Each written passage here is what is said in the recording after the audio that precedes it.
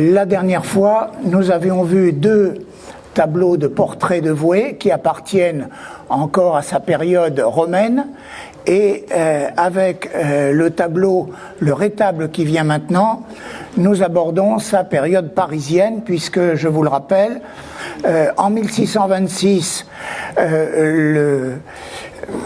la cour de France a proposé à Simon Vouet de devenir premier peintre du roi, et il est donc arrivé à Paris le 26 novembre 1627, avec donc ce titre de premier peintre du roi, et il va occuper de 1627 à 1649, époque de son décès, il va occuper à Paris la position dominante de premier peintre du roi, et en plus n'acceptant pas de rival dans la capitale.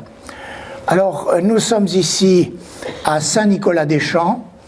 L'église de Saint-Nicolas-des-Champs est la seule qui conserve un grand rétable architectural du XVIIe siècle, alors qu'il y en avait dans toutes les églises, dans toutes les grandes églises de Paris. Le seul qui soit encore en place, c'est celui de Saint-Nicolas-des-Champs, donc 1629, à l'exception, nous allons voir, je l'approche, voilà comment était le rétable à l'origine. Vous voyez, il y a l'emplacement des deux tableaux qui subsistent toujours, l'autel en bas qui a été modifié, et sur le côté vous avez des niches à statues, alors qu'actuellement ce sont deux tableaux que nous allons voir, mais qui n'appartiennent pas à l'époque de Vouet, qui sont du siècle suivant. Voilà, le rétable donc presque entièrement conservé, et qui a la particularité, représentant donc l'Assomption de la Vierge, la particularité d'être en deux tableaux.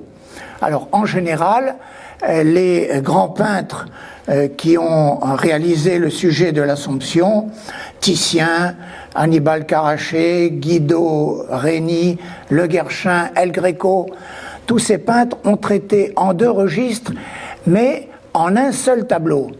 Alors qu'ici, vous le voyez, nous avons le sujet divisé en deux tableaux.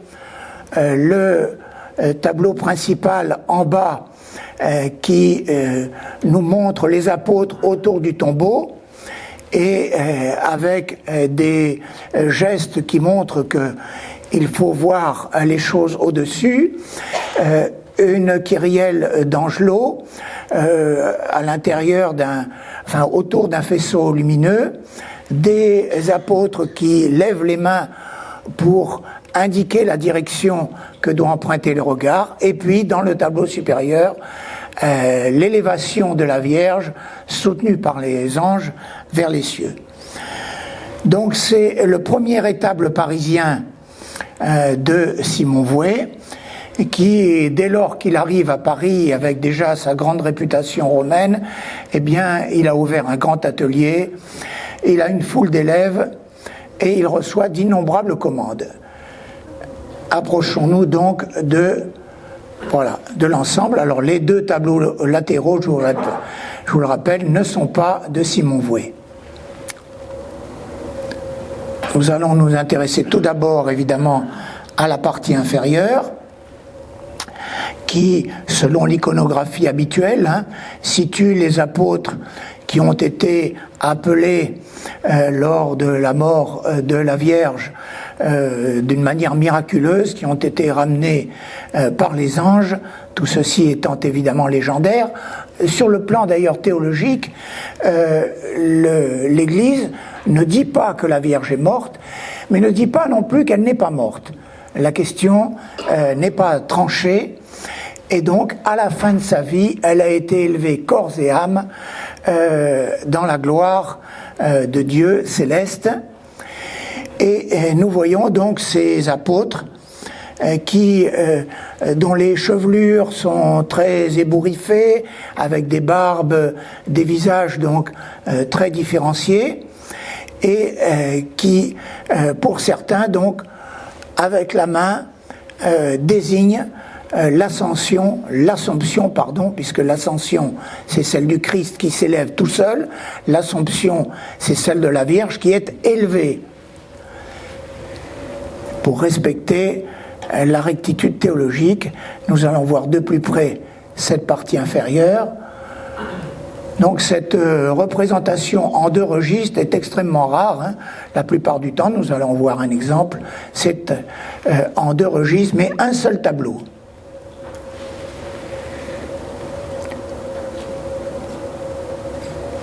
Donc les apôtres avec des barbes florissantes, des chevelures ébouriffées,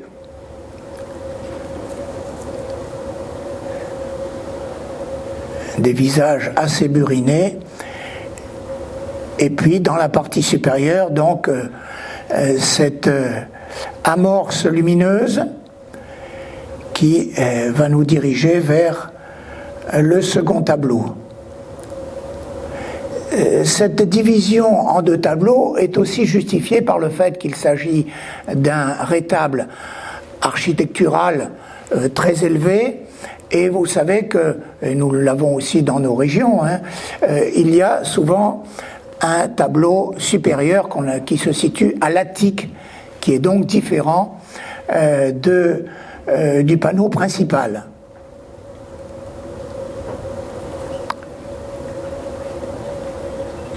Les visages sont bien différenciés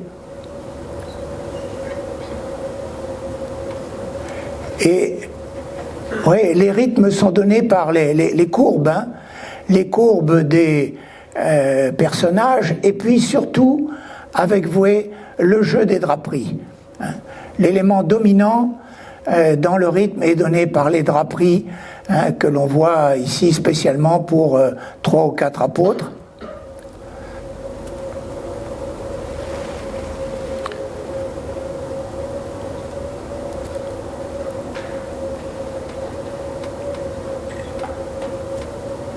Et voici donc le tableau supérieur, celui de l'Assomption proprement dite. Là aussi, hein, le voile bleu de la Vierge sur sa robe rouge, hein, nous indique donc le rythme, le mouvement ascensionnel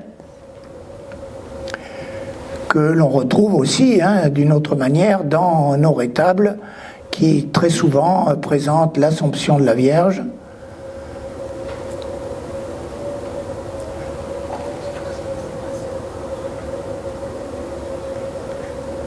Avec aussi la palme du martyr, même si la Vierge n'a pas été personnellement martyrisée, mais c'est un martyre moral qu'elle a subi lors de la crucifixion, et la couronne de sainteté. Voilà un exemple donc des autres peintres que je vous indiquais ici. Il s'agit bien entendu du Gréco, où le thème est traité en deux registres, mais en un seul tableau, avec cette particularité chez le Gréco du quartier de lune qui rapproche plus l'iconographie de l'Immaculée Conception, ce qui n'est pas le cas d'une manière générale.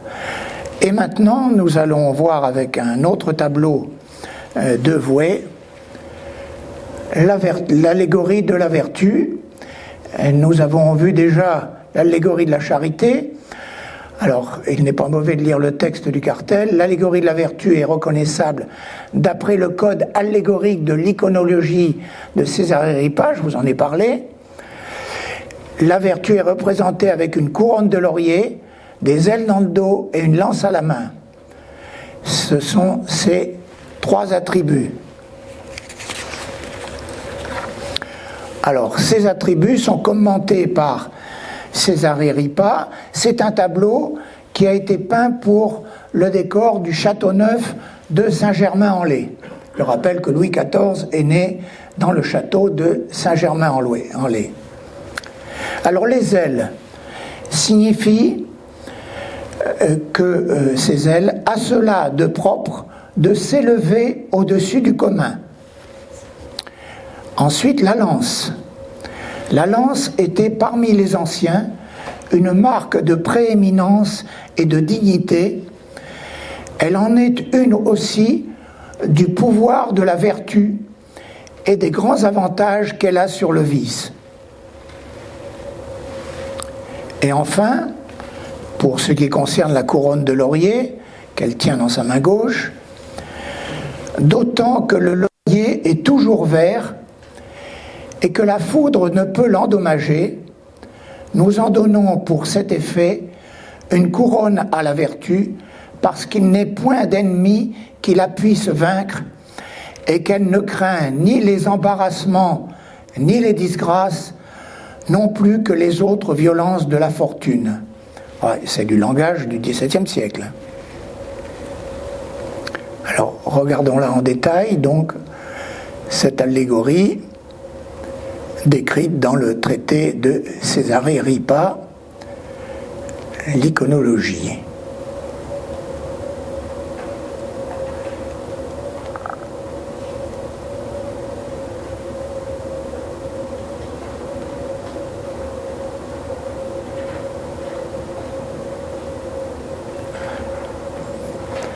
Vouet donne toujours de l'importance au voile, à l'opposition des couleurs très vives. C'est une peinture très claire, alors que durant sa période romaine, il avait plutôt tendance à être caravagiste, avec donc une dominante un peu sombre.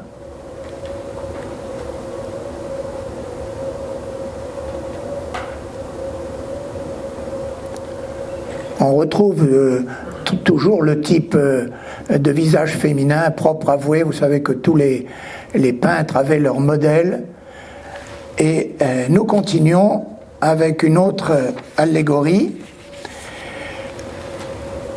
Louis XIII entre deux figures, donc symbolisant la France et la Navarre, qui est au Louvre. Voilà. Louis XIII est représenté entouré des allégories de la France à gauche et de la Navarre à droite. Elles tiennent des écus qui sont aux armes de chacun de ces deux royaumes.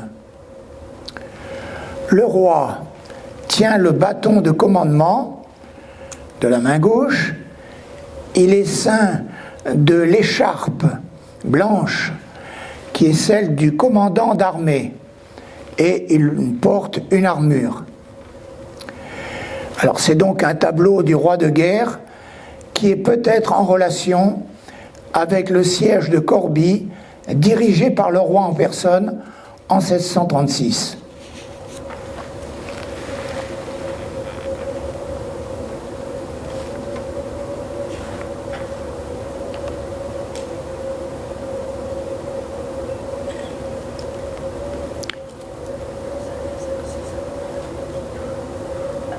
Et on retrouve des visages un peu semblables et toujours les mêmes qualités, et le jeu des voiles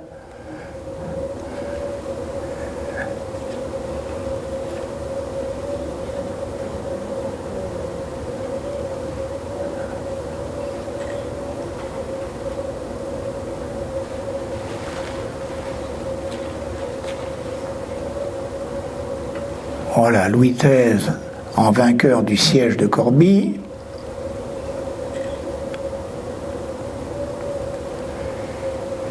L'allégorie du royaume de France.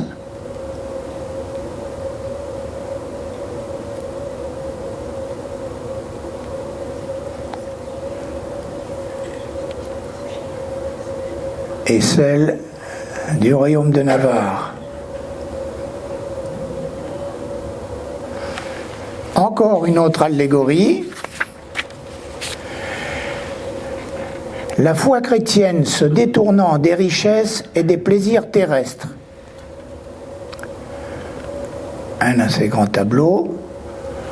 Le voilà.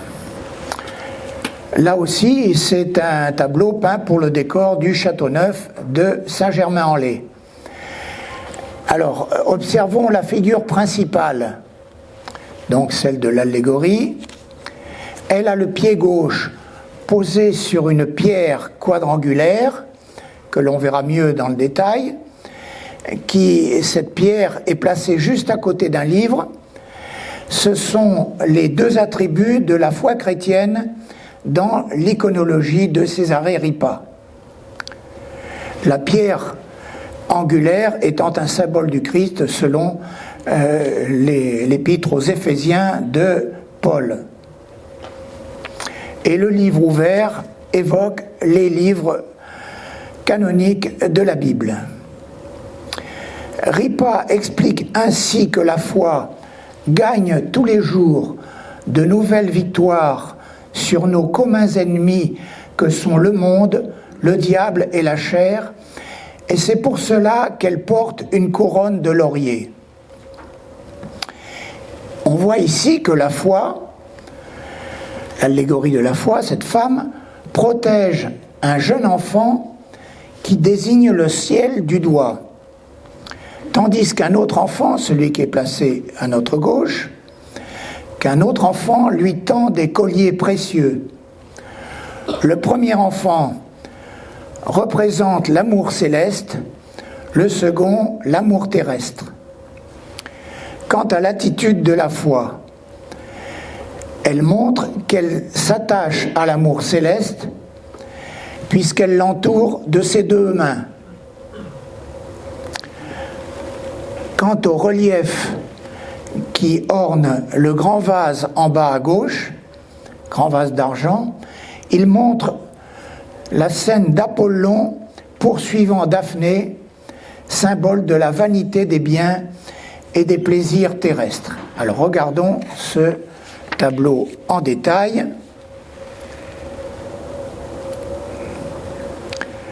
Là aussi, vous voyez le jeu des voiles, combinant l'aile droite et puis le voile à gauche pour en faire un arc de cercle qui enveloppe une grande partie de la composition.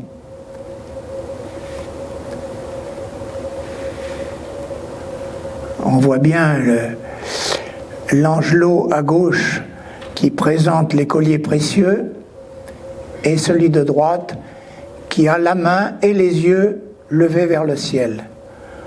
L'opposition. Voilà, et en bas, on voit bien en petit bas-relief sur le vase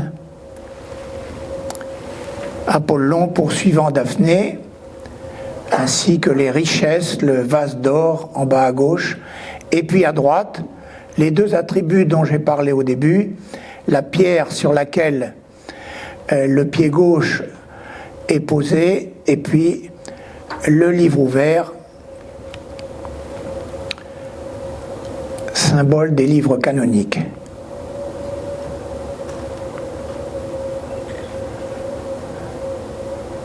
Et puis Vouet aime beaucoup les teintes jaune-orangé.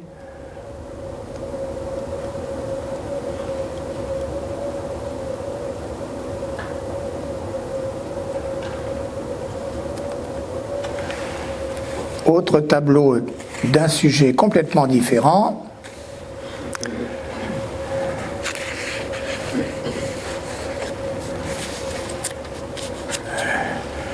La Sainte Famille avec Sainte Élisabeth, voilà. Ce tableau a été peint dans un contexte de rivalité entre Simon Vouet, qui ne voulait pas voir de concurrents dans la capitale, de rivalité avec Nicolas Poussin, qui se trouvait à Paris à cette époque. J'en parlerai évidemment lorsque nous aborderons le peintre suivant, Nicolas Poussin. L'œuvre se caractérise par sa puissante unité et le mouvement qui est induit par la diagonale partant du Baptiste enfant est porté par la main gauche tendue de la Vierge pour arriver pratiquement jusqu'à la montagne rocheuse en haut à gauche. Ce tableau a probablement été peint pour Séraphin de Mauroy, commis du surintendant des bâtiments de Louis XIII, François Sublet de Noyer.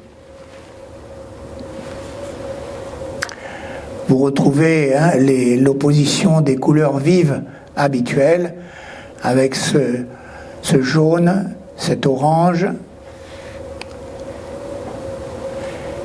De même pour le visage de la Vierge, qui ressemble bien au visage que nous avons vu précédemment. Donc tout ici construit sur cette diagonale. On va regarder les détails, vous allez voir la qualité de la peinture des visages et même de la tête du mouton.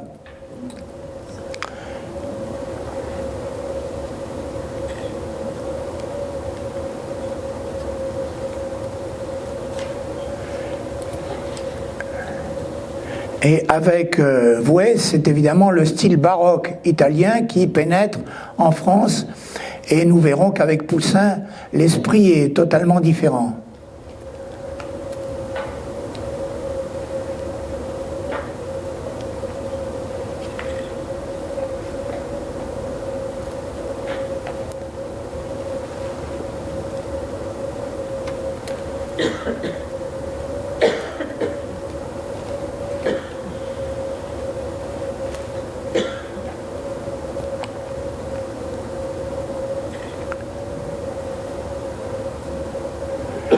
Et là, c'est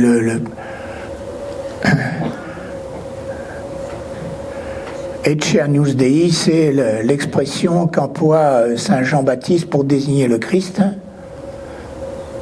que l'on retrouve beaucoup dans ce type d'iconographie.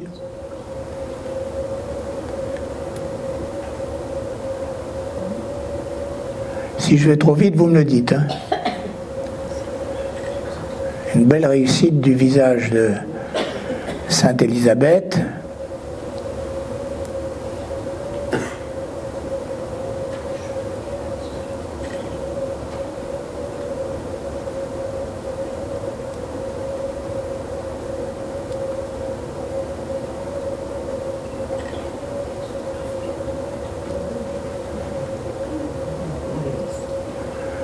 Elle est très bien réussie, cet agneau.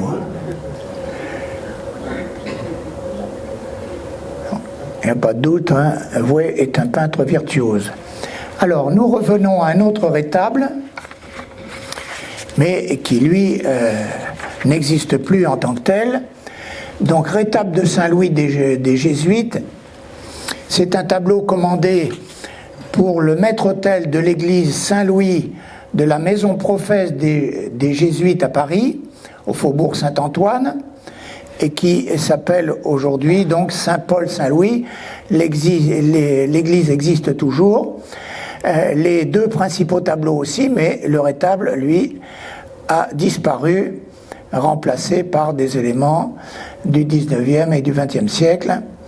Donc nous verrons deux tableaux. Le tableau principal représentant la présentation de Jésus au temple, un très grand tableau, près de 4 mètres de haut, et puis l'apothéose de Saint-Louis, un peu plus petit, qui se trouve dans deux musées différents. Alors l'église Saint-Paul-Saint-Louis aujourd'hui, qui était donc à l'époque la maison professe des Jésuites à Paris. Voilà l'intérieur de l'église qui n'a pas changé, sauf évidemment dans le chœur, à la place du rétable, vous avez simplement un autel. Voilà. Voilà comment se présentait ce rétable, où nous voyons que les deux tableaux principaux, en bas la présentation au temple, en haut l'apothéose de Saint-Louis. Alors la présentation au temple qui est au Louvre, ce grand tableau, avec ce mouvement tournant qui se prolonge dans l'entablement de l'architecture du temple, mais aussi dans la position inclinée des deux anges qui volent en haut du tableau. Et puis avec un gigantisme de l'architecture qui vraiment domine la composition. Autre particularité aussi, c'est que le regard est dirigé en bas vers les protagonistes à partir des figures du premier plan qui sont tournées vers ces protagonistes, qui conduisent le regard. Et le tableau, enfin le spectateur, il est situé en contrebas.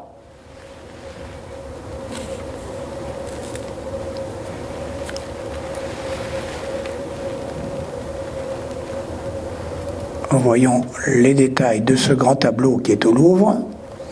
Voilà, partie supérieure, avec évidemment une dominante architecturale, l'énorme colonne cannelée,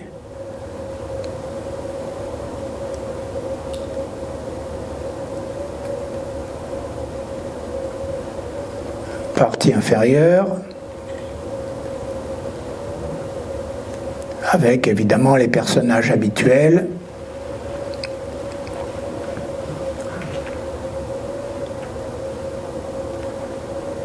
Et les premiers plans qui sont tournés vers la scène principale et qui y conduisent le regard.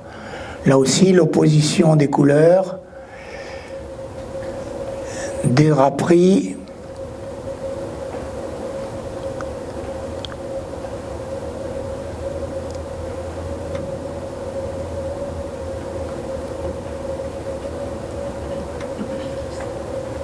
on va pouvoir regarder les visages.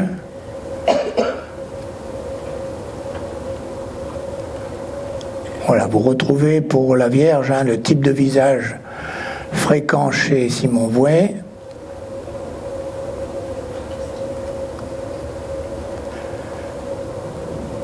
Le vieillard Siméon qui tient l'enfant.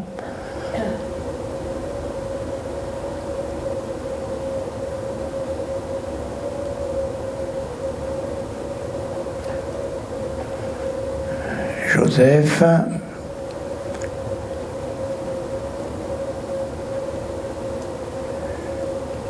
Élisabeth.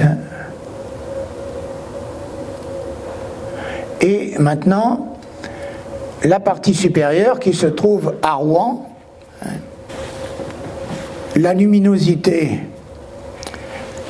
et ce qui est assez particulier, c'est le mouvement circulaire, presque un globe, qui est réalisé par les ailes des deux anges.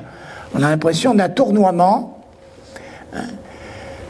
Saint-Louis est élevé au ciel, l'apothéose des saints est un thème fréquent, on la trouve dans des tableaux relatifs à de nombreux grands saints.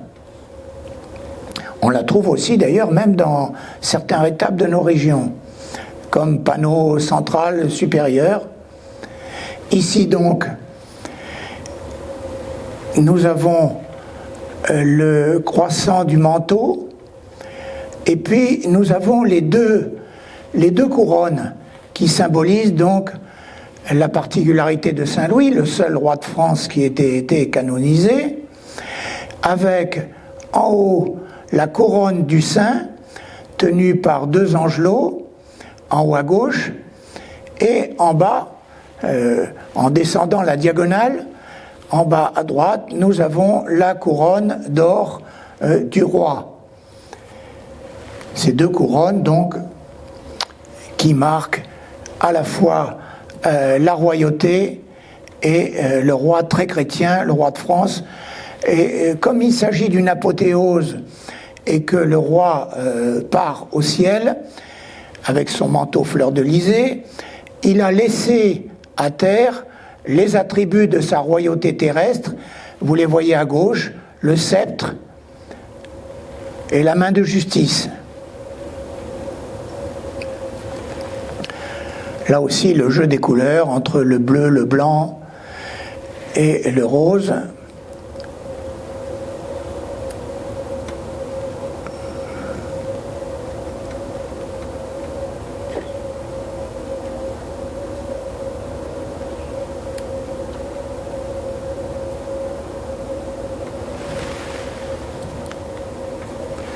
Alors là aussi, le mouvement est produit par des courbes, pas par la diagonale.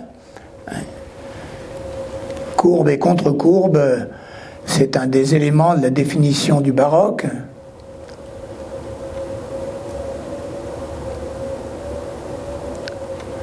Voilà la couronne royale d'or.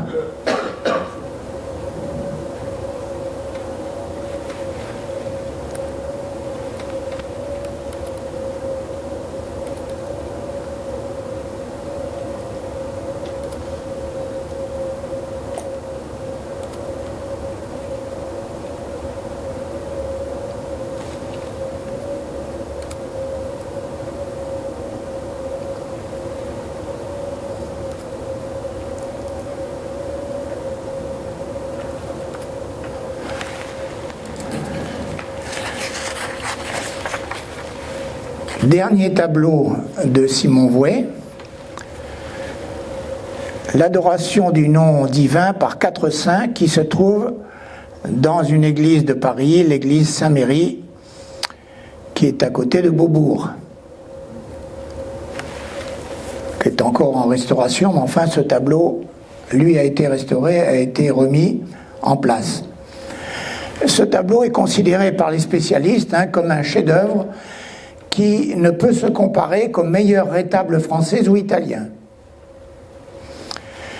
L'objet du tableau est de lier les 4 saints adorateurs par une action.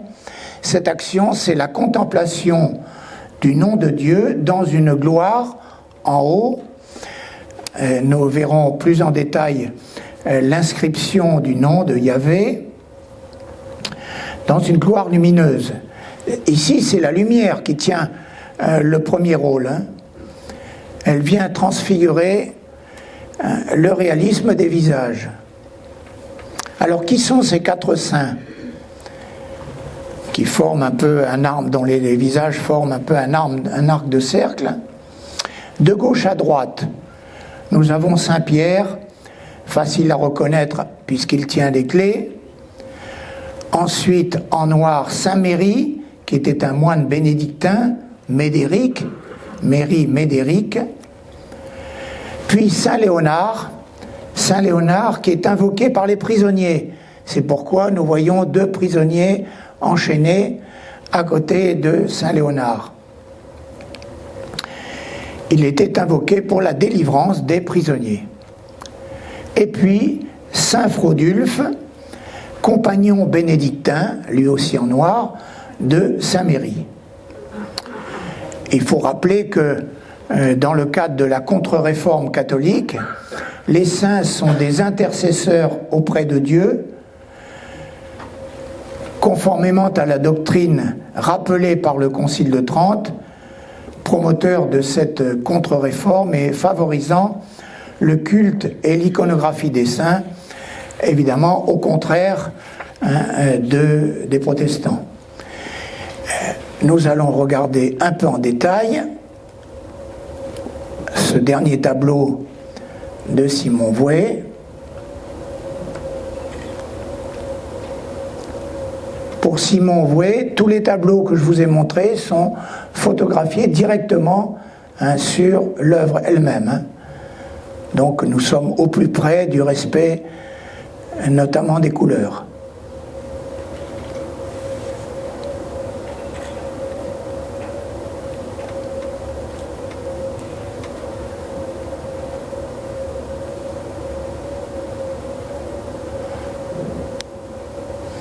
Alors, vous avez vu que lorsque le peintre réalise des torses d'hommes, eh bien évidemment il fait preuve de sa virtuosité au niveau des muscles, ce qui fait que ce prisonnier, il est bien nourri manifestement.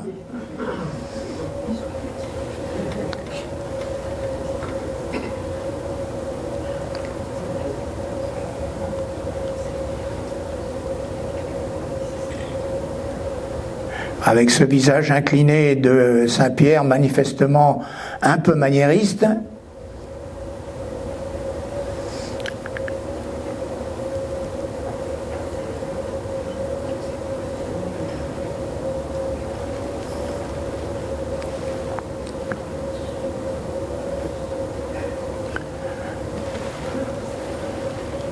Saint-Léonard. Voilà notre prisonnier.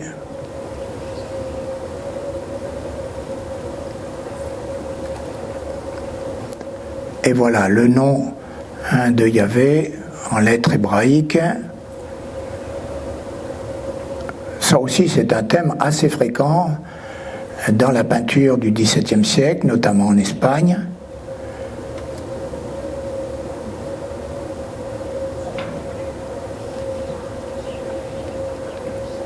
Voilà, alors là j'ai besoin de quelques instants parce que je vais changer d'image, de catégorie d'image.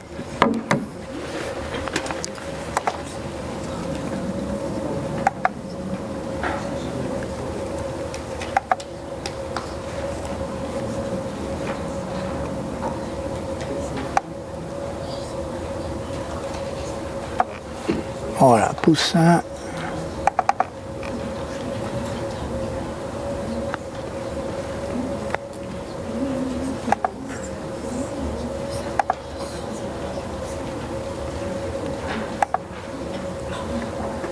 Alors ça prend quelquefois un petit peu de temps sur cet ordinateur.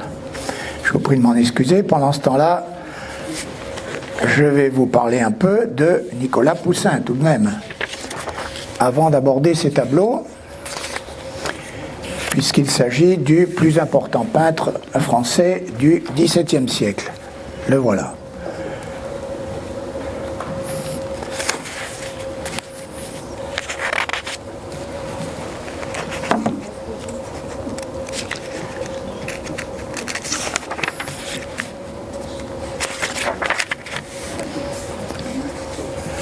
Nicolas Poussin, une petite chronologie sommaire.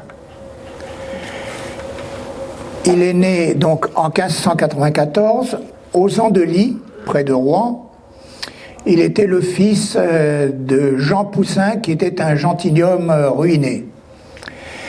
Et en 1611, donc lorsque il a à peu près 17 ans, le peintre Quentin Varin, que nous avons vu au début du cours, qui travaillait aux Andelys, a remarqué le talent artistique du jeune Nicolas et il aurait encouragé ses parents à le soutenir. Ce qui fait que Nicolas Poussin va travailler 1613 dans l'atelier du peintre Georges Lallemand, évoqué également au début du cours. En 1617, il fait un court voyage en Italie, à Florence, et il revient rapidement en France. Et en 1623, eh bien, il est employé en même temps que Philippe de Champaigne aux décorations du palais du Luxembourg, le palais de Marie de Médicis, aujourd'hui le Sénat, qui était alors en chantier. Et en 1624, il arrive à Rome. Il est introduit auprès de la famille Barberini, à laquelle appartient le pape régnant Urbain VIII, et puis il va vivre à Rome toute sa vie, sauf 2 années passées à Paris. Mais nous n'y sommes pas encore. 1630, il épouse Anne-Marie Duguay, qui est aussi la fille d'un peintre. Le couple s'installe dans une maison de l'actuelle Via del Babuino à Rome, où il ouvre son atelier.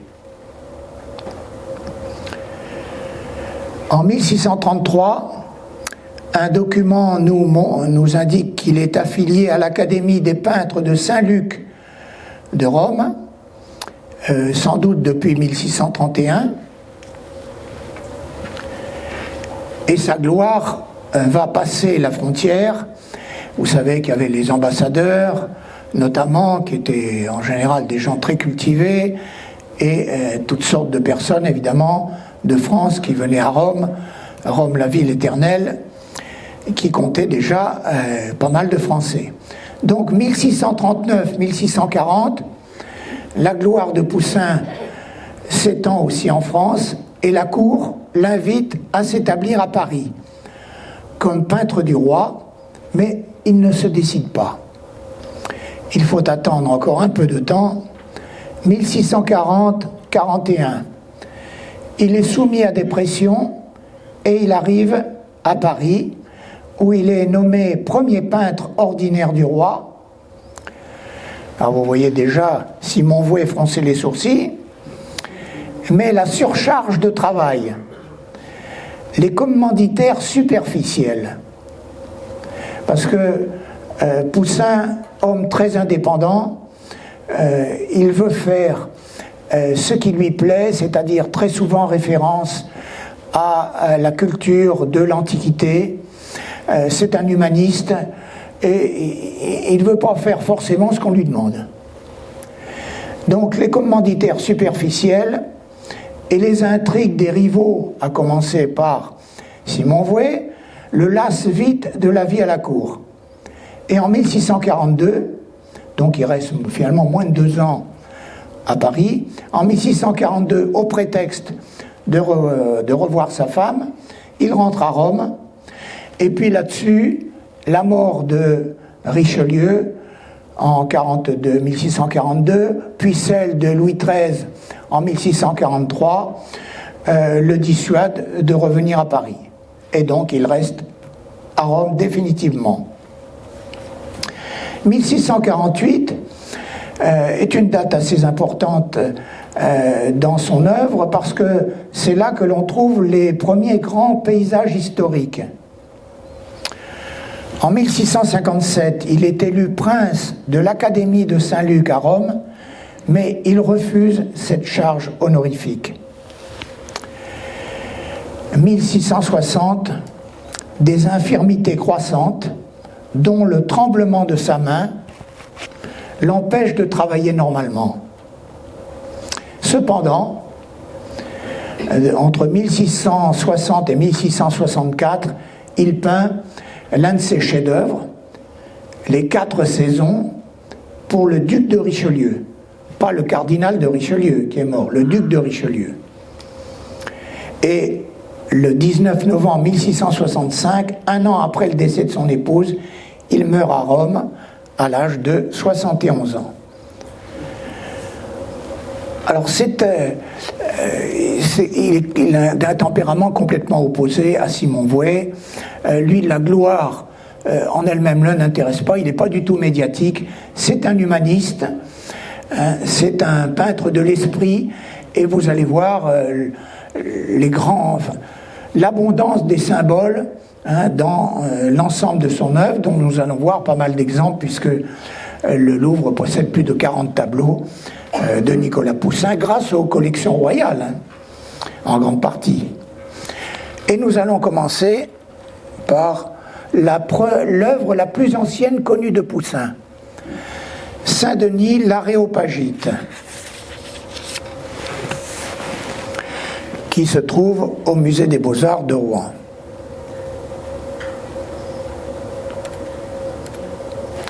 Voilà. C'est un tableau peint pour la chapelle Saint-Denis dans l'église Saint-Germain-l'Auxerrois à Paris. L'église Saint-Germain-l'Auxerrois est juste à côté du Louvre. C'est la plus ancienne peinture, donc connue, de Nicolas Poussin. Alors il faut parler rapidement de la vie de Saint-Denis, premier évêque de Paris, décapité à la fin du IIIe siècle, dont la vie elle-même est inconnue. Mais la légende s'en est emparée avec une confusion. Il a été confondu avec Denis l'Aréopagite, qui est évoqué dans les Actes des Apôtres, et que saint Paul aurait converti et qui serait devenu le premier évêque d'Athènes.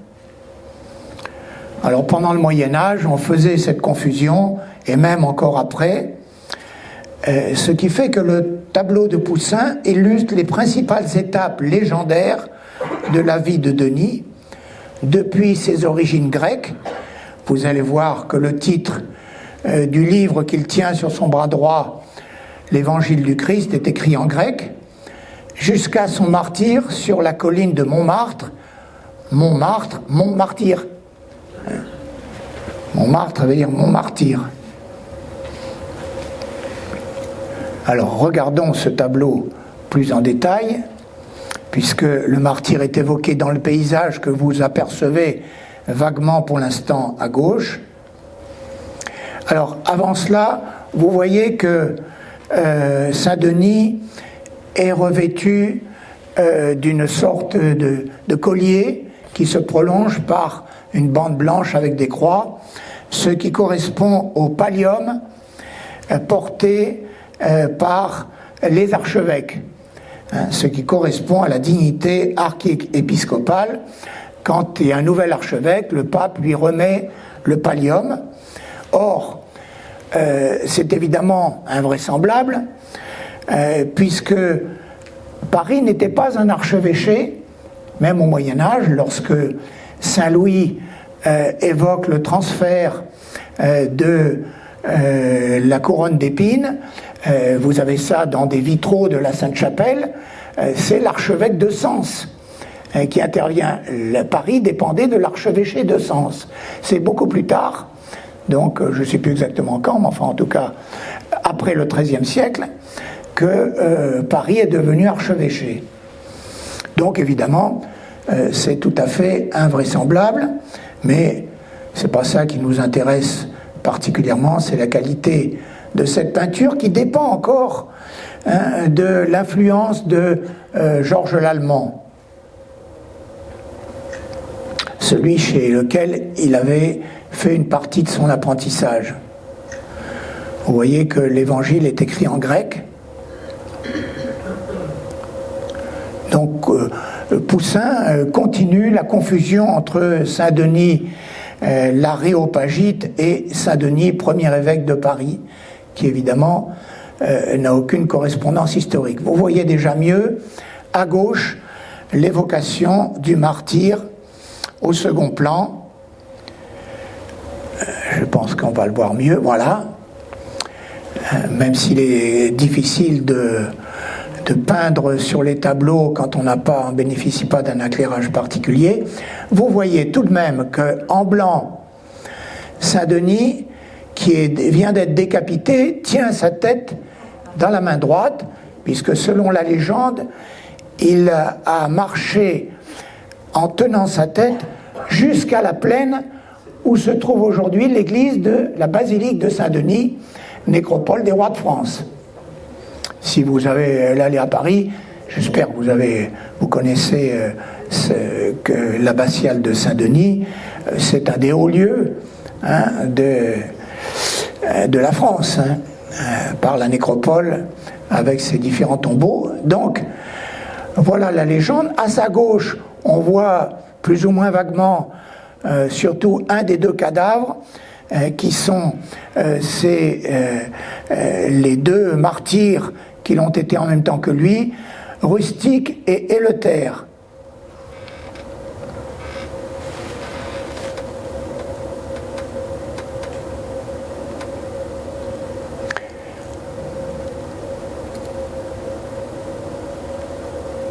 La couronne de laurier de sainteté de Saint-Denis.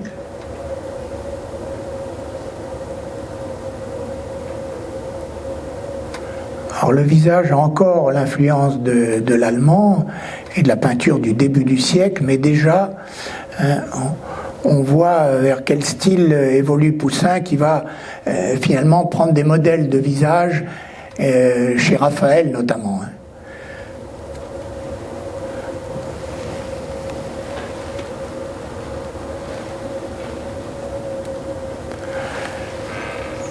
Tableau d'un tout autre sujet, mais très important,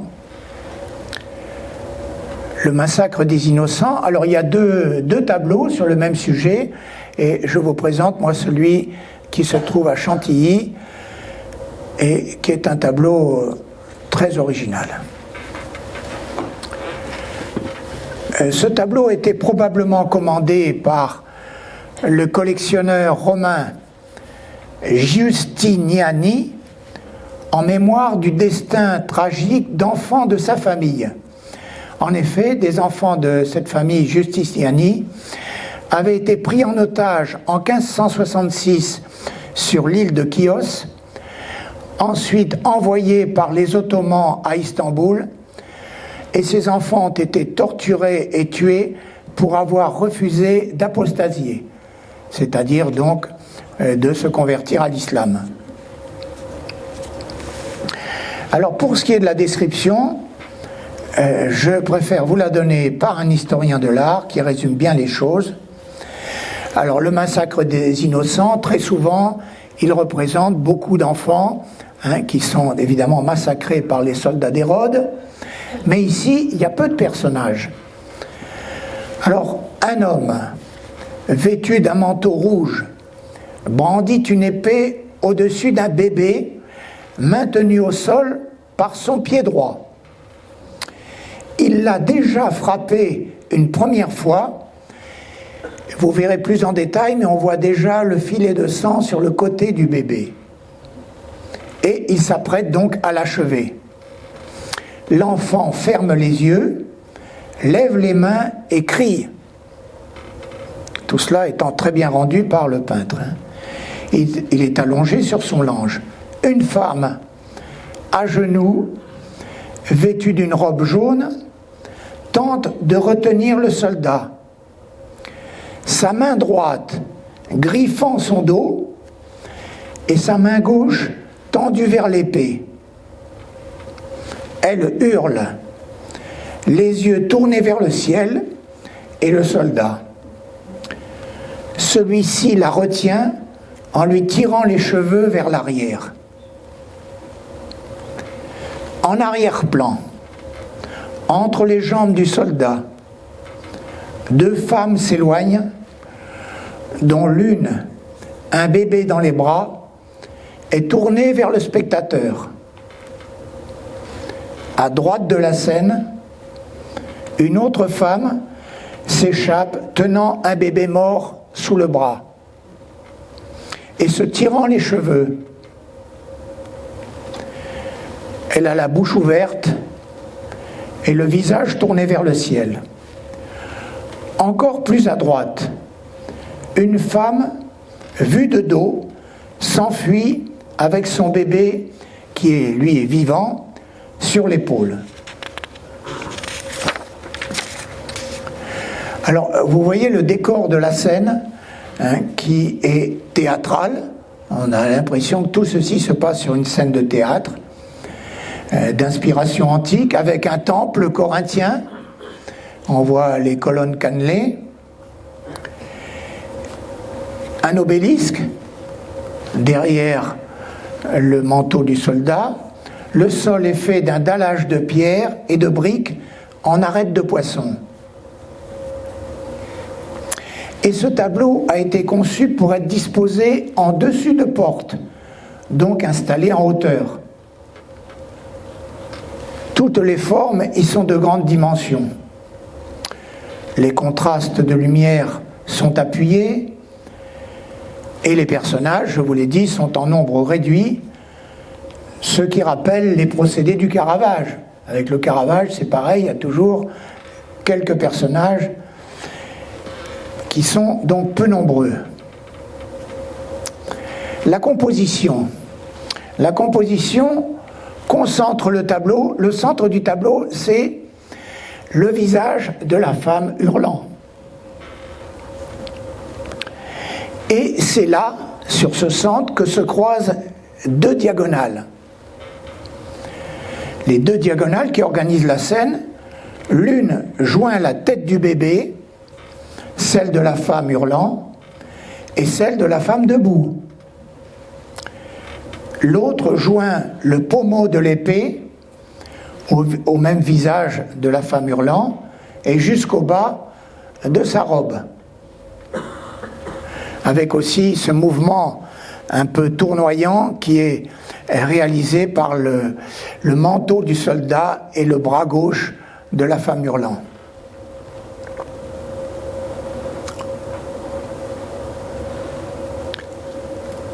On va voir évidemment tout cela en détail. Vous voyez déjà mieux la femme entre les jambes dont le visage se retourne vers le spectateur. Il y a d'ailleurs un autre visage de femme, tout petit peu à droite.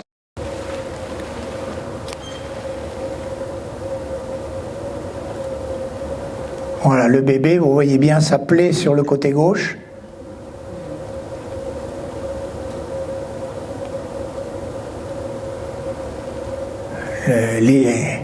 Les yeux presque fermés, hein, là, c'est parfaitement rendu, hein, le cri de l'enfant, la douleur.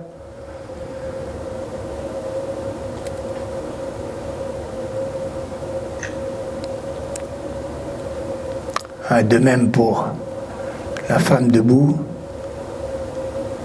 qui tient son enfant mort.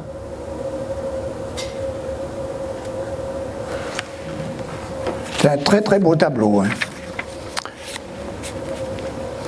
Alors, changement complet de sujet. Non, là, nous entrons dans la mythologie.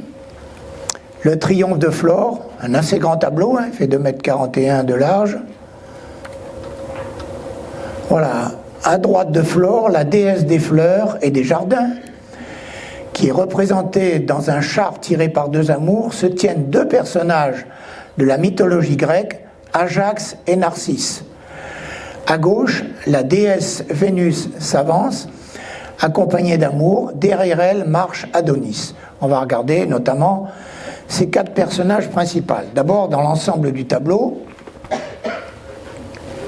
on voit bien Flore qui est assise sur son char.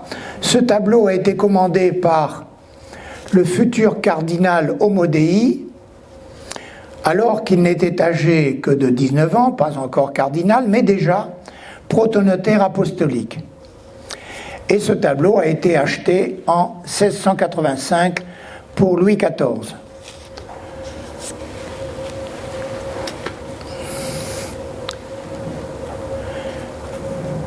Donc Flore, je cite Bellori, un humaniste du XVIIe siècle, qui décrit ainsi le tableau. Flore, assise sur un char d'or, est servie par les amours, deux enfants ailés. On a deux enfants qui sont ailés devant le char, qui ont une guirlande en travers. Vous le voyez peut-être? Voilà, ils sont là. C'est eux qui conduisent le char. Et il y a aussi une couronne qui est au-dessus de la tête de Flore. Un petit amour donc qui la couronne. Alors à terre, nous avons près des roues des compagnons qui jouent avec des paniers de fleurs, célébrant la saison propice aux amours. Et puis, à notre droite, les deux personnages, Ajax en armure, et derrière lui, vous ne le voyez pas très bien pour l'instant, presque nu, Narcisse. Ajax en cuirasse, donc, lui présente des fleurs dans son bouclier, et le jeune Narcisse, qui est nu, lui offre ses blancs narcisses. On va les voir plus en détail. Voilà. On voit le bouclier de Ajax qu'il tend avec des fleurs dedans. On voit également les fleurs blanches derrière lui, un petit peu plus haut que tend Narcisse.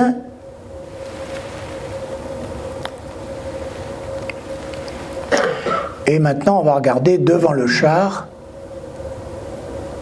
Voilà. Flore sur son char.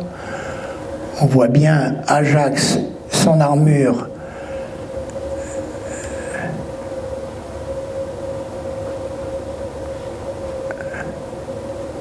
On voit aussi les fleurs blanches et la main de Narcisse. On voit aussi son visage à l'extrême droite.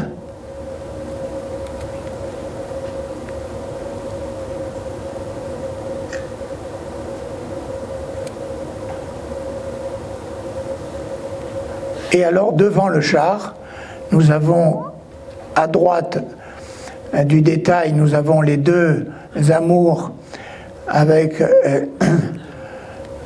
leur guirlande qui entoure leur poitrine et qui tire le char. Et puis, à gauche, nous avons celle qui est en avant de tout, Vénus. Vénus qui danse avec les amours qui l'entourent.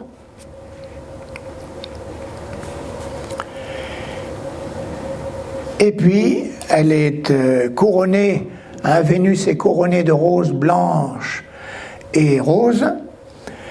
Et puis, derrière elle, il y a Adonis qui la suit, lui aussi couronné de fleurs.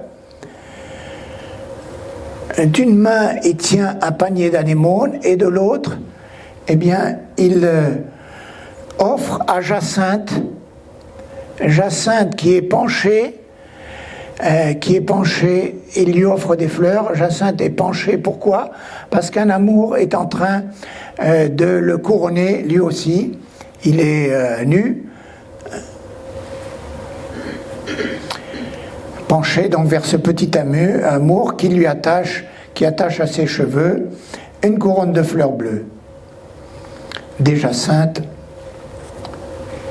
Nous avons aussi des figures nues qui sont assises. Donc ici, Poussin s'est inspiré de diverses sources, dont les Métamorphoses d'Ovide, qui décrivent le don de métamorphose de Flore. Flore, la déesse des fleurs et des jardins. Voilà, mais on ne va pas quitter Narcisse puisqu'on va le retrouver ici. Donc on reste dans la mythologie. Écho et Narcisse. Tableau plus petit. Narcisse, amoureux de lui-même, meurt en se regardant dans l'eau et en donnant naissance à la fleur qui porte son nom. À l'arrière-plan, la nymphe Écho, délaissée par son amant, se transforme peu à peu en rocher et renverra les sons qui la frappent. Voilà, et toute l'explication du tableau. Ce tableau, probablement commandé par un cardinal qui lui était déjà revêtu de la pourpre, Angelo Diori, et qui a été ensuite acheté par Louis XIV, mais par l'intermédiaire d'un marchand en 1682. Ici aussi, le sujet est tiré des Métamorphoses d'Ovide, dans le passage décrivant les derniers instants de Narcisse, au livre 3 des Métamorphoses, et Poussin rend à merveille l'ambiance mélancolique du récit d'Ovide. Narcisse a le corps étendu qui occupe tout le premier plan. Des fleurs portant son nom poussent déjà dans l'herbe auprès de sa tête. Il est veillé par l'amour, portant une torche allumée.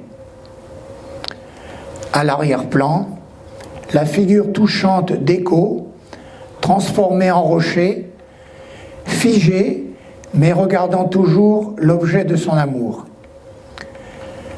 C'est donc bien entendu le mythe grec de Narcisse, célèbre par sa beauté physique. La nymphe Écho, qui était méprisée par lui, fut changée en rocher. Et Narcisse, vous voyez, il est au bord de l'eau. Et évidemment, quand il s'est vu dans la rivière, eh bien, il est tombé en extase, mais il était désespéré de ne pouvoir saisir cet autre lui-même. Et il languit et mourut. Il fut changé en fleur. C'est un symbole chez les anciens de la mort prématurée. Ce tableau marque un moment de réflexion de Poussin sur le thème de l'amour. Amour de soi, amour de l'autre.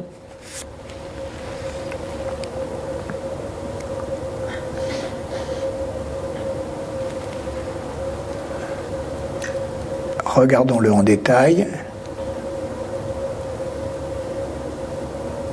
Vous voyez, autant le visage de Narcisse et son torse sont présentés de manière nette, autant la silhouette d'Écho est présentée de manière floue, puisque le cartel vous l'explique, elle est petit à petit changée en rocher, lequel est derrière elle.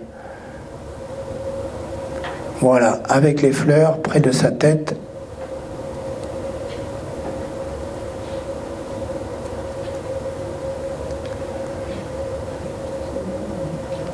Le petit amour, le flambeau et la flèche, et voilà Écho et le rocher. Volontairement présenté de manière un peu floue.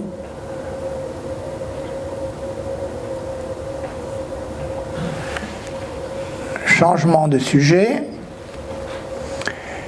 Apparition de la Vierge à Saint-Jacques-le-Majeur. Très grand tableau, plus de 3 mètres de haut. Voilà. C'est tableau peint à Rome pour une église de Valenciennes. Mais Valenciennes, à l'époque, n'était pas en France, mais sous domination espagnole. Ça vous explique une partie du sujet, au moins. Selon la version hispanique de la légende de Saint-Jacques-le-Majeur, la Vierge fit son apparition aux saints et à ses compagnons à Saragosse, assise sur une colonne. C'est la Vierge du Pilar. Voilà le tableau. Assez sombre de loin. Tableau d'autel peint pour une église de Valenciennes, donc. Et au milieu du XIXe siècle, ce tableau est intitulé Vierge du Pilier, en référence précisément à la légende espagnole de Saint-Jacques. La Vierge est assise, là une grande diagonale, tout de suite, on voit que le tableau est construit sur cette diagonale, partant de la Vierge en haut à gauche et allant jusqu'au pied du disciple qui est plus qu'accroupi, qui est au sol. Alors, on relève 2 emprunts au Caravage que vous verrez peut-être mieux dans les détails. 2 emprunts au Caravage dans les mouvements. Les mains de la Vierge, la main gauche de la Vierge qui désigne Saint-Jacques, comme dans le tableau de la vocation de Saint Matthieu qui se trouve à Rome du Caravage dans l'église Saint-Louis des Français, nous avons donc le geste du Christ qui désigne Matthieu pour sa vocation. Et puis nous avons également le geste ici de Saint-Jacques avec sa main sur la poitrine qui correspond aussi au geste de Matthieu dans le même tableau. Et puis nous avons la prosternation du disciple qui est vêtu de jaune, qui rappelle un pèlerin agenouillé dans le tableau de la Madone des pèlerins, peint par le Caravage vers 1604-1606 pour l'église de Saint-Augustin à Rome. On relève aussi que les coloris sont travaillés par le peintre pour réaliser une tension entre les couleurs chaudes et froides, couleur chaude le jaune, couleur froide le bleu. Et maintenant, nous allons pouvoir regarder ce tableau plus en détail.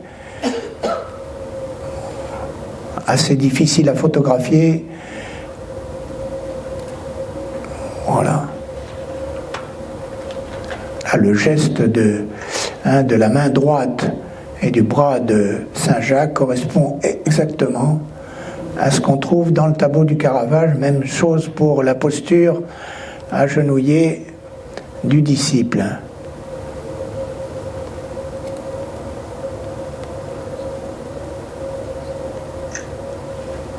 Voilà, et là on voit bien le bras et la main gauche de la Vierge désignant Saint-Jacques. Voilà. Ce geste-là provient directement du Caravage.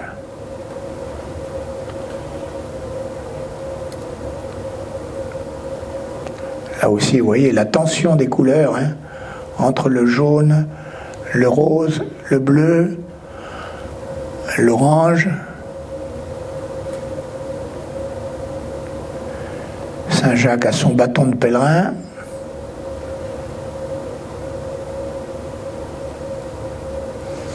Et le disciple a les pieds moins sales que dans le tableau du Caravage.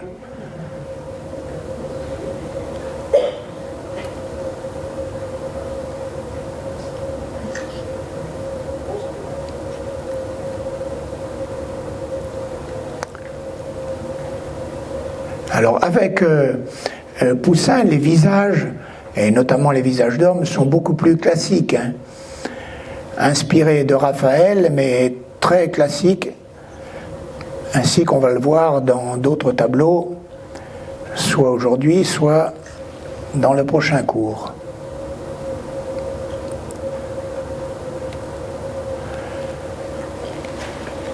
L'inspiration du poète, un assez grand tableau, puisqu'il fait 2,13 m de large. Voilà, l'inspiration du poète. Si le commanditaire du tableau est inconnu, l'œuvre était en 1653 dans la collection du cardinal Mazarin. Et après, elle est rentrée dans les collections royales. Et Poussin a représenté, à droite, il est debout, le poète épique. Le poète épique, il l'a représenté conformément au code allégorique, toujours de l'iconologie de Césarée Ripa. Ses feuilles et sa plume à la main, levant les yeux au ciel. Pourquoi il lève les yeux au ciel? Il est doublement couronné de lauriers par un putto qui vole entre Apollon et lui. Un second putto, debout à gauche, tient une troisième couronne de laurier. Les trois couronnes symbolisent ensemble le don céleste du génie au poète. L'inspiration ne procède pas du monde intérieur de l'artiste. L'acte créateur est un don des dieux. C'est pourquoi, donc, il lève le poète les yeux vers le ciel. Et c'est pourquoi aussi Apollon domine toute la composition, il est appuyé sur sa lyre et il dicte son œuvre au poète. Apollon est le dieu de l'harmonie et des arts. Nous avons un troisième personnage, Calliope, à gauche, qui est la muse de la poésie épique, que l'on voit donc derrière Apollon. Elle est la médiatrice entre les dieux et les hommes. Elle est coiffée d'une couronne d'or. Alors, quant à la composition, c'est une construction rigoureuse qui est rythmée par les verticales. On n'a pas, c'est pas une diagonale qui domine la composition, elles sont des verticales, les personnages monumentaux, et derrière eux, les arbres à l'arrière-plan, 3 arbres également, qui donc, nous donnent aussi cette verticalité. Également le contraste des couleurs. Le bleu lapis intense du ciel, qu'on voit plutôt dans la partie droite, qui ressort par contraste avec le blanc et le gris des nuages, et qui fait vibrer les tonalités plus chaudes des drapés, jaune, un peu orange, brun, rouge. On remarque aussi les chairs potelées des putti, qui sont particulièrement réussies. Quant aux accents de lumière, ils sont posés avec une grande justesse. Observons les détails de ce tableau.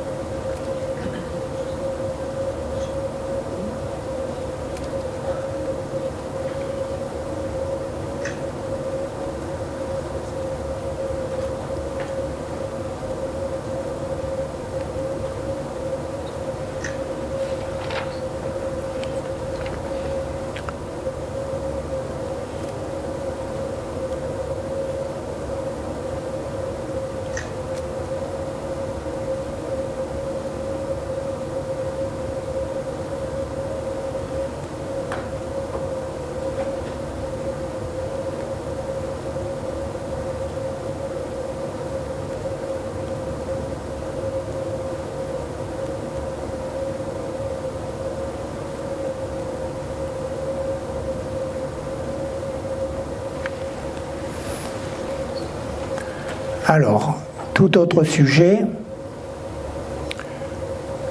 la peste d'Asdod.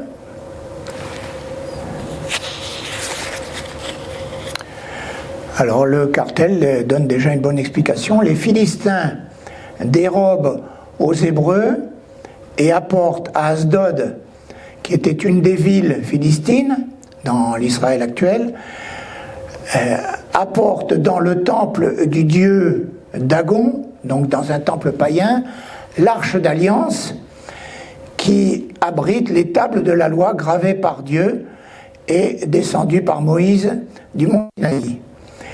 Et ils sont punis de ce sacrilège en étant frappés de la peste, et de plus, la statue de Dagon est brisée en plusieurs morceaux à gauche, c'est ce qu'on va voir sur le tableau.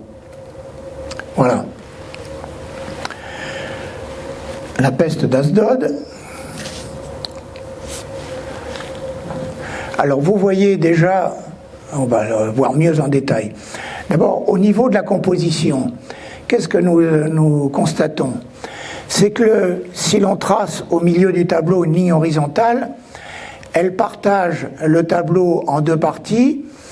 La perspective monumentale, qui en quelque sorte symbolise l'ordre, et puis devant tous ces personnages qui, eux, donc nous montrent ce désordre, cette fuite, cette mort qui se trouve partout. Et puis à gauche, nous avons, on le voit à gauche déjà, il y a la colonne cannelée.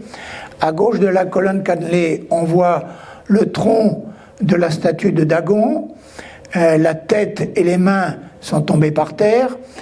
Et puis derrière la colonne cannelée, vous avez la représentation de l'Arche d'Alliance.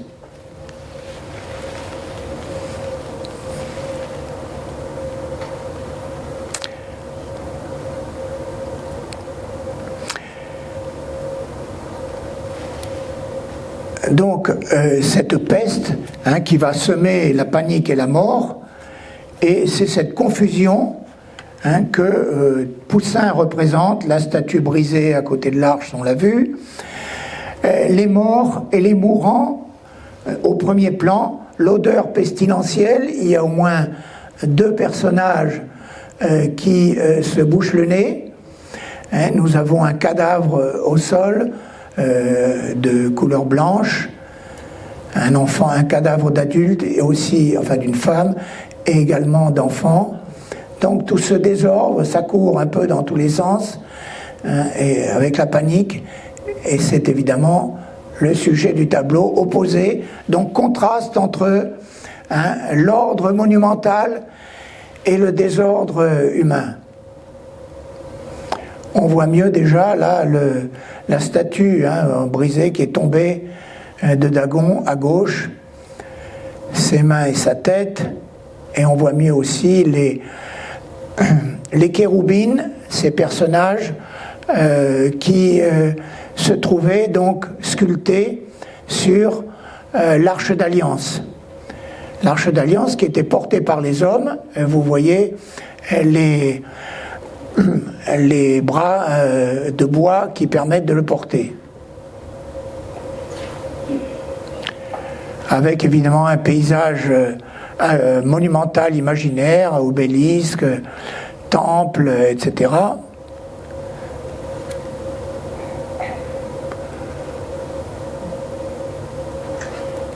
On l'a vu au premier plan.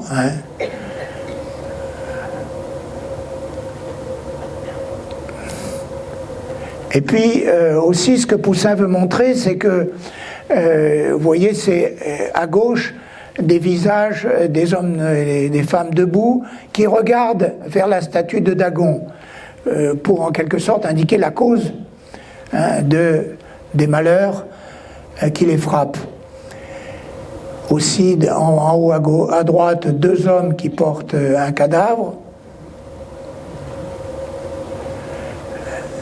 aussi des personnes, une femme en bas à droite qui manifestement est atteinte de la peste.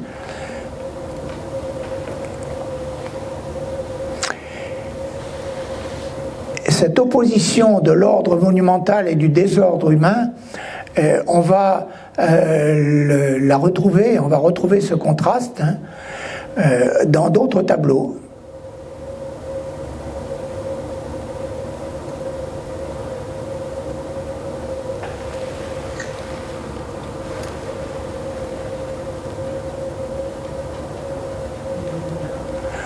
Voilà, dernier tableau qu'on va voir maintenant. Le jeune Pyrrhus. On retourne là, parce que la peste d'Asdod, c'est tiré du livre biblique de Samuel, c'est pas une légende, hein. Donc c'est dans la Bible. En revanche, le tableau du jeune Pyrrhus sauvé. Voilà, Pyrrhus, fils du roi Éacide, menacé au cours d'une révolte, fut sauvé par les fidèles de son père à Mégare, en Grèce. Le fleuve le séparait de la ville et l'ennemi approchait. Ses sauveteurs lancent aux Mégariens, donc de l'autre côté du fleuve, des messages attachés à une pierre et à un javelot. C'est ça que vous allez voir sur le tableau. Alors, le bébé, presque au centre du tableau, est à peu près âgé de 2 ans. Il est en danger mortel car les ennemis, on ne les voit pas, mais on sent qu'ils approchent. À droite du tableau, il y a des défenseurs de Pyrrhus qui lèvent déjà le bras pour se défendre contre cette attaque qui se prépare. Et puis au centre du tableau, nous avons les hommes qui lancent une demande des messages pour demander de l'aide, soit avec une pierre, soit avec un javelot. Ce que nous allons voir. Et en face, de l'autre côté du fleuve, nous avons les habitants de Mégare.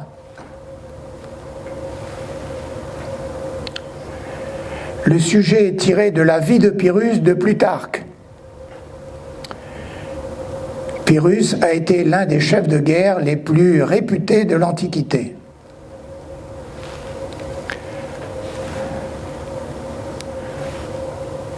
Voilà, pour la figure de l'homme lançant le message à gauche, Poussin s'est inspiré. Si cette vidéo vous a plu, vous pouvez nous rejoindre à l'Université du temps libre de Tarbes et de Bigorre à l'adresse utl-tb.info.